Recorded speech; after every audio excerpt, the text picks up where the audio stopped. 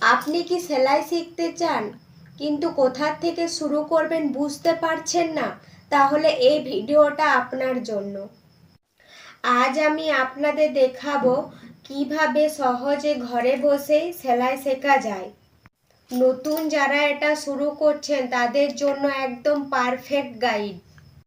প্রথমে সেলাই মেশিন দেখে ভয় পাবেন না। আজ শুধু মেশিন চিনব কোথায় কি আছে। এটা হচ্ছে হ্যান্ড হুইল, এটা হচ্ছে এখানে আছে সুই, আর নিচে আছে এখানে ববিন।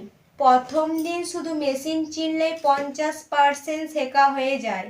সেলাই শেখা সবচেয়ে সহজ শুরু হলো সোজা সেলাই। কাগজ বা কাপড়ে দাগ টেনে সোজা সেলাই, ধীরে ধীরে পা চালানো। প্রতিদিন 10 মিনিট সেলাই করলেই হাত আপনা আপনি ঠিক হয়ে যাবে। 90% সমস্যা হয় শুধু সুতো ভুলভাবে পরানোর জন্য।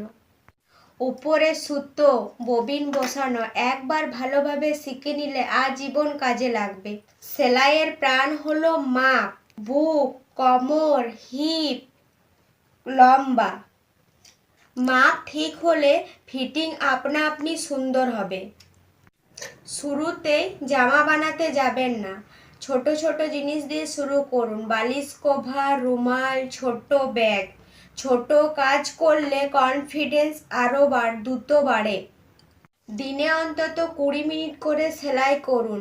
প্রতি 30 দিন করলে আপনি সেলাই জানবেন।